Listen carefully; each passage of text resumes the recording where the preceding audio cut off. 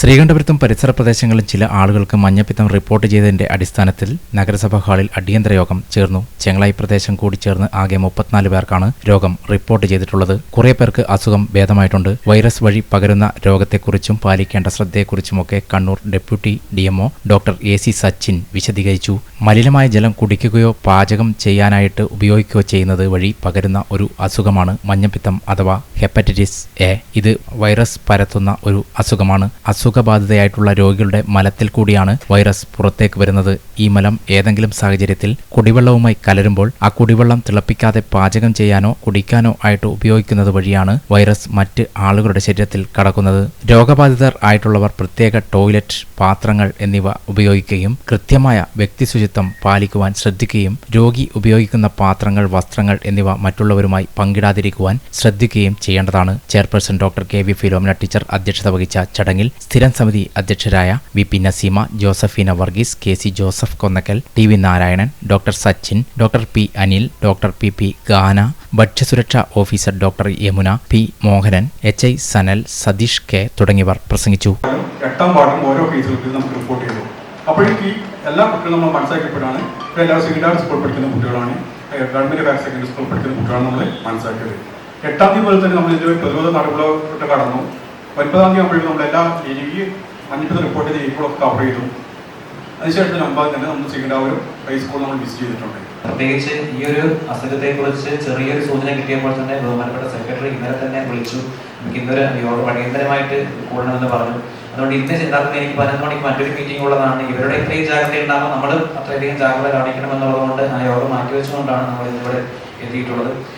ആ ഒരു കാര്യത്തിൽ പ്രത്യേകിച്ച് ഈ ഒരു മുനിസിപ്പാലിറ്റി അഭിനന്ദനം അർഹിക്കുന്നു എന്ന് ആരോഗ്യവകുപ്പിന്റെ ഭാഗത്ത് നിന്ന് എടുത്തു പറയുകയാണ്.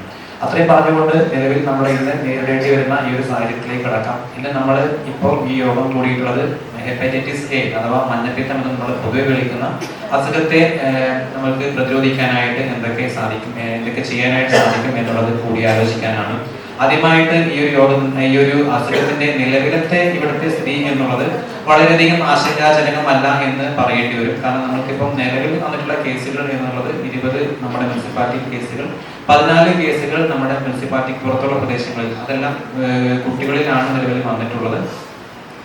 സ്റ്റുഡന്റ് അല്ലാത്ത 1-2 കേസുകൾ മാത്രമാണ് നമുക്ക് പുറത്തു നിന്ന് വന്നിട്ടുള്ളത്.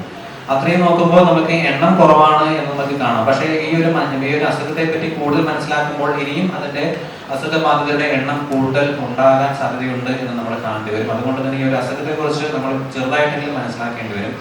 ഈ ഒരു ഹെപ്പറ്റൈറ്റിസ് A അഥവാ മഞ്ഞപ്പിത്തം എന്നുള്ളത് ഒരു വൈറസ് ഉണ്ടാക്കുന്ന ഒരു അസുഖമാണ്. ഹെപ്പറ്റൈറ്റിസ് A വൈറസ് പകരുന്നത് പ്രധാനമായിട്ടും വെള്ളത്തിലൂടെയാണ്. അതായത് രോഗബാധിതനായ ഒരു വ്യക്തിയിൽ നിന്നാണ് ഈ വൈറസ് പുറത്തോട്ട് പോകുന്നത്. ആ ഒരു വ്യക്തിയുടെ മലത്തിലൂടെയാണ് ഇതിന്റെ വൈറസ് പുറത്തോട്ട് പോവുക. ഒരു വ്യക്തിക്ക് ഈ പറയുന്ന മഞ്ഞപ്പിത്തത്തിന്റെ അസുഖ ലക്ഷണങ്ങൾ എന്ന് പറയുന്നത് ചെറിയ രീതിയിലുള്ള പനി, ക്ഷീണം, ഓക്കാനം, ഛർദ്ദി, അതോടൊപ്പം തന്നെ അതിനുശേഷം 1-2 ദിവസങ്ങൾ അല്ലെങ്കിൽ കുറച്ച് ദിവസങ്ങൾ കഴിഞ്ഞ് കണ്ണിന് മഞ്ഞ നിറം, അതുപോലെ തന്നെ തൊലിക്ക് മഞ്ഞ നിറം, തൊലിക്ക് ചെറുതായിട്ട് ചൊറിച്ച് മൂത്രം മഞ്ഞ കളറായിട്ട് പോവുക, അതുപോലെ തന്നെ മലം നല്ല ഒരു കളിമണ്ണ് രൂപത്തിലേക്ക് പോവുക എന്നൊക്കെയുള്ളതാണ് ഇതിന്റെ ലക്ഷണങ്ങൾ പൊതുവെ കാണുക. അപ്പൊ ഇത്തരത്തിലുള്ള ഒരു ലക്ഷണങ്ങൾ കാണുന്നതിന് ഒരു 2 ആഴ്ച മുന്നേ വരെ തന്നെ ഞാൻ പറഞ്ഞു, ഈ പറഞ്ഞ രോഗിയുടെ മലത്തിലൂടെയാണ് ഇതിന്റെ വൈറസ് പുറത്തേക്ക് പോവുക എന്നുള്ളത്. ഈ പറയുന്ന ഏതെങ്കിലും രീതിയിലുള്ള ലക്ഷണങ്ങൾ ആരംഭിക്കുന്നതിന് 2 ആഴ്ച മുന്നേ തന്നെ ഇതിന്റെ വൈറസ് പുറത്തോട്ട് പോകാനായിട്ട് ആരംഭിക്കും. അതിനുശേഷം ഈ രോഗലക്ഷണങ്ങൾ ആരംഭിച്ച് കഴിഞ്ഞ് 2 ആഴ്ച വരെയും, അതായത് ചെറിയ രീതിയിലുള്ള പനിയോ അല്ലെങ്കിൽ അങ്ങനെയുള്ള ഓക്കാനമോ ഛർദ്ദിലോ അങ്ങനെയുള്ള ലക്ഷണങ്ങൾ ആരംഭിച്ചു കഴിഞ്ഞ് 2 ആഴ്ച വരെയും ഈ പറഞ്ഞ രോഗിയുടെ മലത്തിലൂടെ ഇതിന്റെ വൈറസ് പുറത്തോട്ട് പോകും. നമുക്കറിയാം, നമ്മളൊക്കെ എല്ലാം സെപ്റ്റിക് ടാങ്ക് അല്ലെങ്കിൽ കൃത്യമായിട്ടുള്ള ആ ഒരു രീതിയിലുള്ള ഒരു ടോയ്ലറ്റ് തന്നെ ഉപയോഗിക്കുന്നവരാണ്. അതുകൊണ്ട് യഥാർത്ഥത്തിൽ നമ്മൾ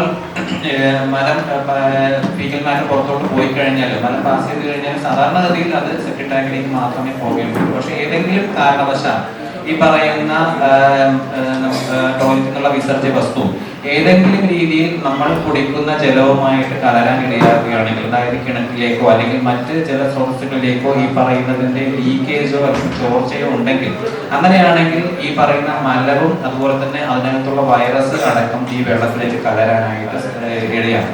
ആ തരത്തിൽ ആ പറയുന്ന രീതിയിൽ ഏതെങ്കിലും രീതിയിൽ മലം കലർന്ന വെള്ളം നമ്മളത് പിന്നീട് ശുദ്ധീകരിക്കാതെ കുടിക്കുകയാണെങ്കിൽ നമ്മുടെ ശരീരത്തിലേക്കും ഇതിന്റെ വൈറസ് എത്തും.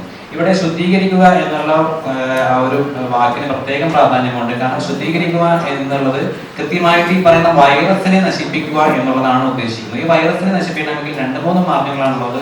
ഒന്ന്, ഈ പറയുന്ന വെള്ളം കൃത്യമായിട്ട് തിളപ്പിച്ച് ആറ്റുക. അതായത് നമ്മൾ ഒരു 10 മിനിറ്റ് എങ്കിലും റോൾ ബോയിലിംഗ്, നമുക്കറിയാം വെള്ളം തിളക്കാൻ തുടങ്ങിക്കഴിഞ്ഞാൽ അതിന് കുമ്പളയായിട്ട് പുറത്തോട്ട് വരാൻ തിളച്ച് പൊന്താൻ തുടങ്ങും. അപ്പൊ ആ രീതിയിൽ ഒരു 10 മിനിറ്റ് നേരമെങ്കിലും റോൾ ബോയിലിംഗ് നടത്തി കഴിഞ്ഞാൽ ഈ പറയുന്ന ഒട്ടുമിക്ക വൈറസിനെയും അതുപോലെ തന്നെ ബാക്ടീരിയയെ നശിപ്പിക്കാനായിട്ട് നമുക്ക് സാധിക്കും. ഇനി അത് അല്ല എങ്കിൽ കൃത്യമായിട്ട് വെള്ളം ക്ലോറിനേറ്റ് ചെയ്യുക. അതായത് ബ്ലീച്ചിങ് പൗഡർ കൃത്യമായ അളവിൽ ചേർത്തുകൊണ്ട് നമ്മൾ വെള്ളത്തെ ക്ലോറിനേറ്റ് ചെയ്യുകയാണെങ്കിൽ, അങ്ങനെയാണെങ്കിലും ഈ പറയുന്ന മൈക്രോ ഓർഗാനിസംസിന്റെ നമുക്ക് അണുക്കളെ നശിക്കാനായിട്ട് നമുക്ക് സാധിക്കും. അത് അല്ല നമുക്ക് ഉണ്ട് എങ്കിൽ നമുക്ക് ശുദ്ധീകരിക്കാനുള്ള 3ാമത്തെ മാർഗം നമ്മൾ പൊതുവെ ഉപയോഗിക്കുന്നത് ഫിൽട്ടറുകളാണ്. 1ാമത്തെ കാര്യം ഞാൻ പറഞ്ഞു, വെള്ളം തിളപ്പിച്ചിട്ട് മാത്രം ഉപയോഗിക്കുക. തിളപ്പിച്ച് ആറിയതിനു ശേഷം ഒരിക്കലും തിളപ്പിച്ച വെള്ളത്തിലേക്ക് വീണ്ടും നമ്മൾ പറയുന്ന അത് തണുപ്പിക്കാനായിട്ട് വെള്ളം ചേർക്കാനായിട്ട് പച്ചവെള്ളം ചേർക്കാൻ പാടില്ല. അപ്പൊ നമ്മൾ ഈ പറയുന്ന തിളപ്പിച്ചതിന്റെ ഗുണം പോവുകയാണ് ചെയ്യുക. 2ാമത്തേത് കൃത്യമായിട്ട് ബ്ലീച്ചിങ് പൗഡർ ഉപയോഗിച്ചുകൊണ്ടുള്ള ക്ലോറിനേഷൻ ആണ്. 3ാമത്തേത് നമ്മൾ പൊതുവെ ഉപയോഗിച്ച് വരുന്ന ഒന്നാണ് ഫിൽട്ടർ എന്നുള്ളത്. ആ ഫിൽട്ടറിനെ കുറിച്ചും നമ്മൾ പ്രത്യേകിച്ച് പറയേണ്ടതുണ്ട്.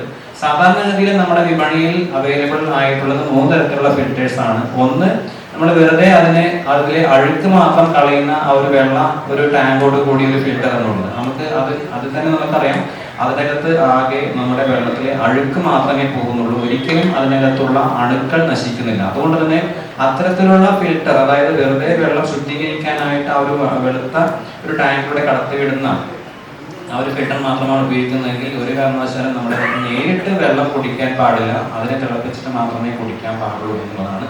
2ാമതായിട്ട് നമുക്ക് വിപണിയിൽ അവൈലബിൾ ആയിട്ടുള്ളത് RO ഫിൽറ്റേഴ്സ് ആണ്. റിവേഴ്സ് ഓസ്മോസിസ് എന്നുള്ള പ്രക്രിയയിലൂടെ വെള്ളത്തെ നമുക്ക് തരുന്നത്. ഈ റിവേഴ്സ് ഓസ്മോസിസ് സംഭവിക്കുന്നത് നമുക്ക് ഘനജലം, അതായത് ഹാർഡ് വാട്ടറിനെ സോഫ്റ്റ് വാട്ടർ ആക്കുക എന്നുള്ള പ്രക്രിയ മാത്രമാണ്. അവിടെയും ഒരിക്കലും ഈ പറയുന്ന അണുക്കൾ നമുക്ക് നശിപ്പിക്കേണ്ടത് ബാക്ടീരിയ, വൈറസ് തുടങ്ങിയ അണുക്കളെയാണ്. അതിനെയും ഒരിക്കലും നമുക്ക് നശിപ്പിക്കാനായിട്ട് സാധിക്കുന്നില്ല RO മാത്രമാണെങ്കിൽ. അടുത്തതായിട്ടുള്ള ഫിൽറ്റർ എന്നുള്ളത് RO+UV എന്നുള്ള ഫിൽറ്ററാണ്. അതായത് അൾട്രാ വയലറ്റ് ഫിൽട്രേഷൻ കൂടി അടങ്ങിയിട്ടുള്ളത്. അത്തരത്തിലുള്ള ഫിൽറ്ററുകളിൽ മാത്രമാണ് അല്പമെങ്കിലും ഈ പറയുന്ന ബാക്ടീരിയയും വൈറസിനെ നശിപ്പിക്കാനായിട്ട് സാധിക്കും.